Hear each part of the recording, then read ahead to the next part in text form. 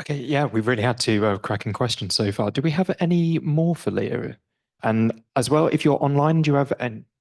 If you're online, please do use the Q&A function as well to pose any questions.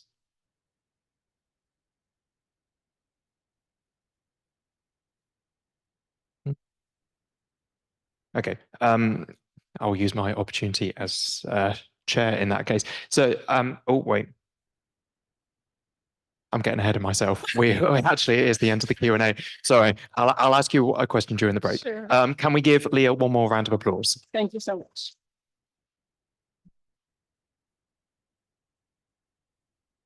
Too eager.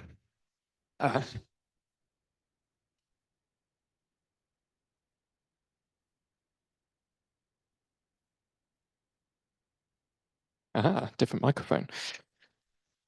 Okay, so we are two papers in. We're swiftly moving through these. So it is my absolute pleasure to introduce our third speaker, who is also one of the authors from The Romantic Spirit in the works of J.R.R. Tolkien, which I co-edited with Dr. Julian Eilmann, which was published earlier this year. So Annise's chapter in there on Tolkien and Blake can, go buy it. It's a good volume. I'm not promoting it at all. So Annise is a ECR focusing on William Blake's Valor or the Four Zoas and poetical forms. She has written for Valor, the Journal of the Tolkien, the Blake. The Blake. I'm so used to saying Tolkien Society. Valor, the Journal of the Blake Society. And has a chapter on the connections between the visual art of Tolkien and Blake. In Will's book. Sorry, I preempted your bio. She is the press officer for Global Blake, not Tolkien, an international network of scholars focusing on the works of William Blake. Welcome, Annise. It's a pleasure to have you here. Thank you. Yes, Blake is my thing. I love Tolkien, but he is not my scholarly focus. So forgive me if I fall back on Blake because I know him a bit more. I'm also not an art scholar. I'm a literary scholar. And I have absolutely no idea about medieval manuscripts, which I'm going to talk about today. So forgive me about that as well. I just decided to go with something a bit different. So yes, I'm going to talk about word and image and how they work together. So when we think about the art of Tolkien and Blake, we have the Daughters of Durin, which is probably like Tolkien's most famous artwork, if you like. Everybody who's read Lord of the Rings comes across that. And if we think about Blake, we probably think about these weird, strange looking people that do strange things with all these muscles. We will come back to this particular gentleman later. But we don't really think that they've got anything in common. But we see here that Tolkien is adding additional visual help to help us see the gates of Moria, really. It's great when you're reading it. You come across a whole page without any proper writing on it, which as a dyslexic, you go, yes, thank you very much. Whereas Blake incorporates his words into his imagery. You probably can't see, this is Blake's lovely handwriting. We're going to see some of Blake's terrible handwriting later. He could write lovely, could do lovely calligraphy backwards, but when he had to write, it was terrible. So Blake incorporates his text with his image in what is known as his composite art. But how do these two author artists, we'll call them that, connect together? And how exactly do we associate them with the idea of the Romantic manuscript? We don't. That's the overall answer is we don't, because there is really no such thing as a Romantic manuscript. I'm sort of making it up by putting together a lot of different ideas on various subjects that the previous presenters have talked about to come up with this overwhelming idea of art and word working together. So it's producing a whole. So we have an amalgamation of text and image to help produce a whole which we can understand completely. And we see this clearly in medieval manuscripts, maybe things like the Book of Kells is most famous. On a side note, I'm not going to talk about any of Tolkien's maps today because his maps are not connected to the medieval ideas of Mappus Mundi. So it seemed a bit odd to talk about them. let's see if I can get this to work. Okay, so this idea or unidea of a romantic manuscript is made more difficult because you can't really define Blake or Tolkien as a romanticist. Here we have Whitaker saying that Blake was frequently treated as a special category, an eccentric offshoot of the main tree of Romanticism. You go to a Romanticist conference as a Blake scholar, you sit on the back table. That's what happens. Whereas, as Eilmann says, Tolkien's work does not exhibit all characteristics typical for Romanticism, but this is not a criterion for exclusion. As Will said earlier, you only need to have like a handful of the sand in the beach of Romanticism to be considered romantic in some way.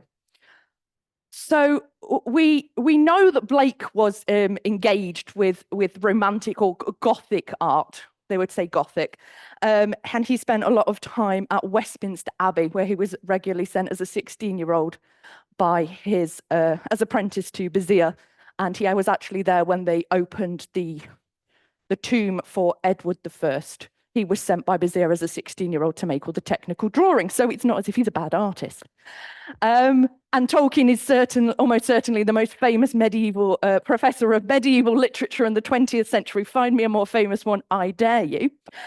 But what we can see here is this idea that they both have romantic leanings, they both have medieval leanings, they're just in very different ways.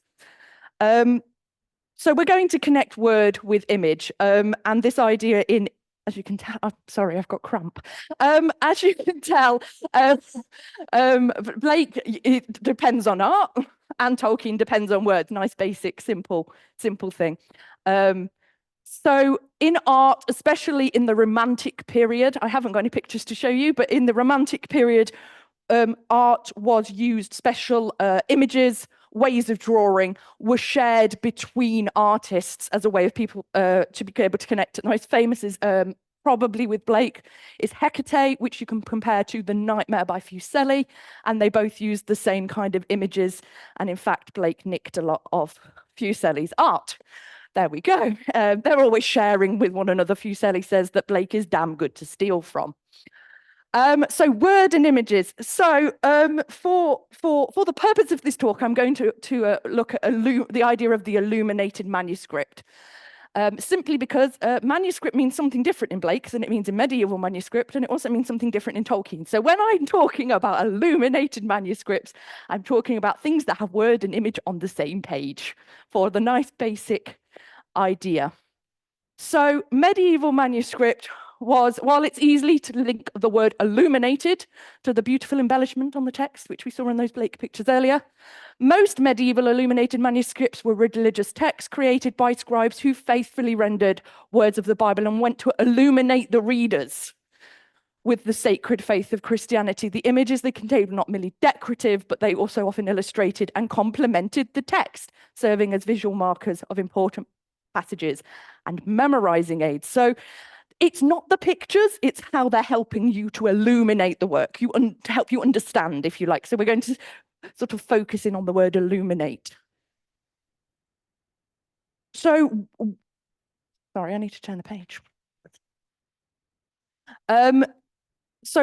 Let's focus on this idea of illumination and see how it connects to Tolkien and to Blake. So here is this idea that the melting together of image and text makes the illumination an integral part of the work that allows the reader to acquire an understanding and construct an interpretation of the text by means of his or her interpretations. If you're going to look at a picture by Tolkien, I'm trying to think, Mirkwood, for instance, which is also Fangorn Forest, you've got to know what the words mean as well as the text. They don't work independently. They can, but you're not illuminated unless you know everything. So here we have this idea that that Tolkien also echoed romantic artistic approach of assemblage, so this putting together to create an interconnectedness that produces the transcendence of the self and others, which for Tolkien was the true purpose of art. I think that's probably true of Blake as well, but we're not going to get into that today. But why are we including Tolkien's art because he's not an artist, and most of his art, other than the stuff for The Hobbit, wasn't really for public things. Not like Blake. Blake's like, have a look at my art. I've printed off another one and another one. Here's 14 copies of the same thing.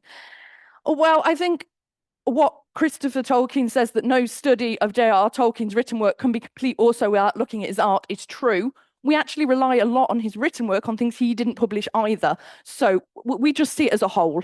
It's a way to get into how he's illuminating his own work. So it's a mixture of word and image to create a whole, and that each whole is created anew by each reader, viewer, member of the audience, etc. So it's not the part of the author to tell you, they're illuminating you so you can work out what it is yourself. Okay. So let's consider some Blake. Here's some Blake for you. So this is from, the one on the left is plate 12 from America, a Prophecy, and I stupidly chose a picture that includes Orc. This is the character Orc. Please don't get confused, he's not an actual orc. That is the name of Orc. Orc is one of Blake's big mythological characters. So here we have Orc in America, a Prophecy, sort of one of the two big characters.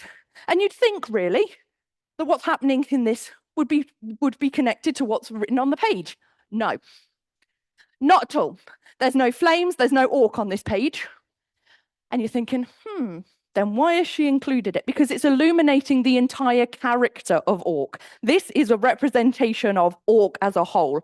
Fiery Orc with his flames. He's not bound here where he usually is, but here he is with his fire, his anger, his righteous rebellion, if you like. That's one of the ways to look at him. But he's not actually illuminating the words, he's illuminating his character here. So I've included some ones that where Blake doesn't connect what's happening on the page with what's actually happening in the picture, because there's actually quite a lot of them when you work it out. Here on the right, I've included one from Blake's actual manuscript poem, and you can probably tell his handwriting is getting a bit dodgy. This is the end of the seventh night of the Four Zoas, which is my thing. And here he's done a bit of a sketch of what is known as the Prester Serpent, who appears once in Blake's entire mythological structure 4 pages earlier. You might wonder why he's not on the page 4 pages earlier. Well, he'd already scribbled all over that one, so he needed to think. But when he's in doubt about things, he scribbles them down. Bit of a doodle. That's Blake, your man. So how do we connect this with Tolkien? Well, we can, because Tolkien likes to doodle too. So here we have the death of Smaug, which I quite like connecting with the picture of Orc on the previous one, because I think the flames are quite nice. And we have here Tolkien trying to envision an entire scene in an art form. So he's connecting the words that you read, you know, it's the death of Smaug. He's written it right across for you nicely.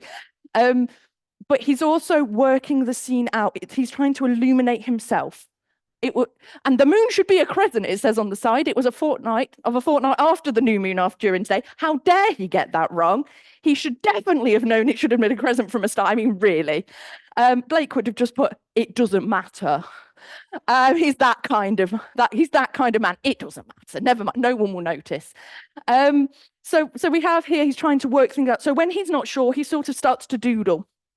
But perhaps a better example is the Helm's Deep and the Hornburg, where the writing's upside down, and it's sort of like he's thinking about that, he's working it out. So he starts to scribble it or doodle it, to draw it, because he's got to be able to visualize it to write it. Whereas Blake's a bit like the opposite way round. He's got to write it to visualize it. So if you ever read Blake, which you'll have to really want to cause yourself harm if you want to, is when he writes his written images are very visual. They are very kind of, you could paint them, you could draw them. Whereas in Tolkien, there's a lot of words about trees. Blake will be like a tree, and it was tall. And you're like, okay, thank you. And then it's a tree that doesn't become a tree, becomes a snake, which is then something else. So it's all that kind of nonsense that you get with Blake.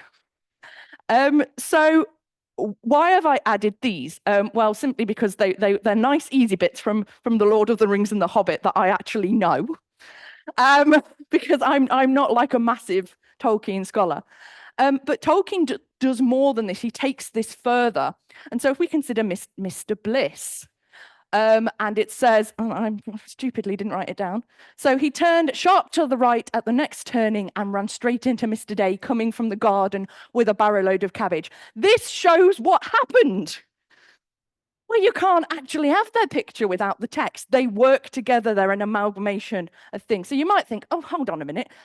This is an illustrated book. This is for children. Blake does children. Hello. Songs of Innocence and Experience. Which I've included the 6 rows from Experience, in case you don't know. And it's this kind of idea that they work together. If you have never, ever seen the plates for the Songs of Innocence and Experience, you are missing out. They are utterly fantastic. There's about 9 million different versions, but they are beautiful. You're missing so much from the poems. There is just, they're not whole. If you've read them in text, you haven't read them. So they work together. And this works, we come back to this idea of this melting together of images and texts, makes the illuminations an integral part of the work that allows the reader to acquire an understanding and to instruct an interpretation of the text by means of his or her associations, which, as you'll remember, was about medieval manuscripts, but works quite well. And I mean, one of the ways you could look at this, if you have time, look at the many different versions of the 6 rows. For instance, there's a person and a worm here, and there's people up here. You probably didn't see them. In some of them, there's about 7 or 8 people that they're just coming out nude. And if you want to have a look, go on the Blake archive, because they're all free to look at. But it's this amalgamation of words and images that work together to illuminate the reader, audience, viewer, etc. So we've looked at this, and I mean, we could take this further. We could talk about Tolkien's letters to Father Christmas. These other ideas. I didn't want to go in depth. I'm at the start of this research, which focuses mainly on Blake and manuscripts. So I'm trying to Blake it out because I know that off by heart. So we can frequently see that both artists are melting together different art forms, if you like, to make sure that their readers know exactly what is going on. So this might seem a bit weird, and you might think, well, there's still nothing in common with the pair of them. Well, I'm going to take that further. So Blake's personal mythology, he illuminates for us with artwork to help us understand it. Thank you, Blake. You were really helpful. I understand everything now, said no Blake scholar ever. But Tolkien's is a private illumination, if you like. His mythology is public, but his artwork is private. But he's illuminating himself. So it's still taking the same role. It's just for a different type of audience. And I mean, so we have this mythology. I'm going to go with the mythology. Let's stick with the mythology, the Lord of the Rings, the Silmarillion, the Hobbit, because it's nice and easy. Everyone knows that. But why are we looking at his drawings? Well, he kept a lot of his art. A great deal of Tolkien's art survived. He had an archivist's soul. I wonder why. He sometimes literally scraps on whatever paper was at hand. Yeah, Blake does that. If you look at the 4 Zoas, the pages go from about this big to about this big, and he jots things down and writes them up and rewrites them and controls them, and when comes back to them 40 years later, he took out pictures long after he'd made them to add inscriptions and dates of execution. So as his own ideas develop, as he's illuminated by looking back at his own works, he starts to illuminate further to make this constant recreation, this sub-creation, if you like. So to conclude, and I can't remember if I had another one. No, I didn't. So does Tolkien use romantic manuscripts? No, they don't exist. But what he does do is engage with word and image in a way that before Blake didn't really happen, other than in medieval manuscripts, the word and the image together. So both artist authors, if you like, they use their word and image to illuminate their audience, whether it's you me, or just themselves. And they do it in the same way that the artists of the medieval manuscripts did to theirs. They try to make it fun. They try to make it bold. They try to make sure you don't have a clue what's going on. It's a personal joke. And whilst there isn't any, and I've looked into this quite a lot, any direct link between Blake and Tolkien, it's clear that they both belong to a tradition where they engage with past ideas of text and image working together to create something new. And they continue to illuminate us to this day. Thank you.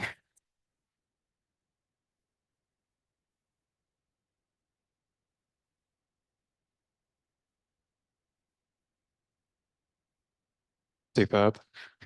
Annise, thank you so much for coming and talking to us about Blake in such a fascinating way as well. And I think also the like 3 papers so far are just really illustrating that like romanticism and the romantic has a way of kind of leaking into various components of Tolkien's work, from his profession to even his hobbies. So thank you. Right, we've got a question in the room, so I'm going to go straight to Mercury. Thank you, Annise. That was wonderful. And I had a little joke about, you said, I'm not a Tolkien scholar, and then immediately pulled Mr. Bliss. So,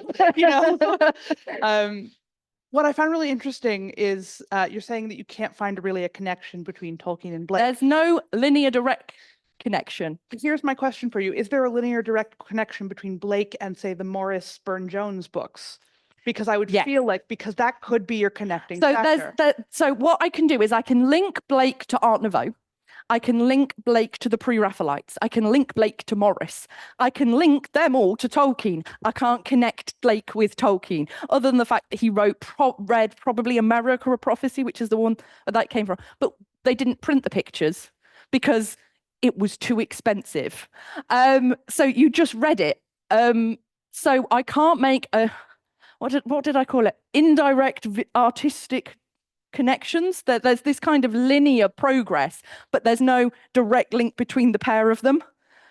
So yeah, I hope that answers your question.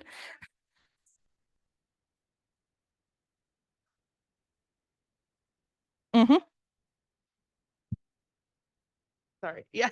No, I just found that really fascinating as well. I was just going to say it again for the microphone, that with that link between the Morris and Burne-Jones illuminated illustrations, because he would have absolutely seen those 100%. Thank you. Thank you. Brilliant. I was recently at the Fitzwilliam where I saw the Blake exhibition, which was fantastic. And what really struck me is, it'd be great to get your thoughts on this. I think the other thing that both Tolkien and I think Blake were doing was world building. And, Tolkien used the visual, that he used maps, he used paratext, et cetera, to build his world. Do you see any evidence of Blake doing something similar? Yeah, so we'll work with Orc for a moment. Orc sort of appears in like 1793, disappears in about 1805, 1806. Yes, they often get put together because of their world building, and they have the same kind of thing. People say to me, I don't know how you can read Blake. And I'm like, you've read the Silmarillion, dude. Like, so this character can also be called Los, and he can also be the son. No, he can also be called Luva, who is the son of Los and Enetharmon, but he can also be called other things depending on like different ideas. But like Tolkien always draws. Okay, let's go with the stuff from The Hobbit. It's very kind of Art Nouveau-y. His illustrations to The Hobbit with the long tall trees and the various things. If Blake's drawing Orc, there's going to be fire. It's that kind of. He uses it to make visual connections that he doesn't outlast. So I haven't shown you any of Urizen, but do you know the picture of the Ancient of Days with the long beard? So that's Urizen. So every time that character appears, you know automatically who it is.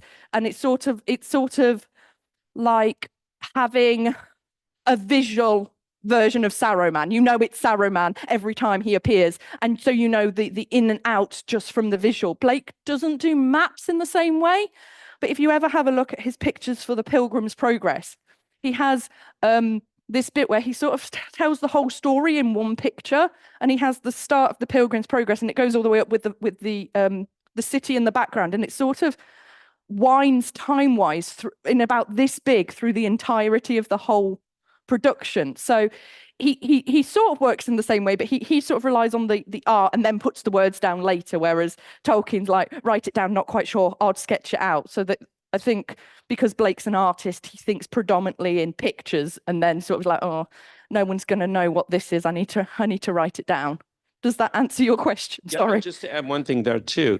Early on, Tolkien actually used the visual to work out some of his mythical. So if you look at something like Shores of Faerie, he paints that painting first, and then he writes the poem. So he's working out his mythological, and that's why I'm fascinated by Blake, because I think Blake was doing something very similar as well. So yeah, great. Thank you. Brilliant. Thank you. Wonderful. 2 great questions so far. Do we have any more online or in the room? No?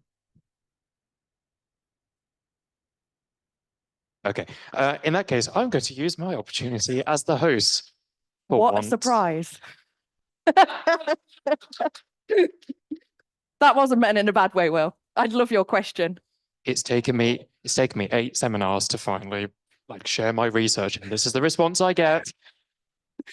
Oh, get out.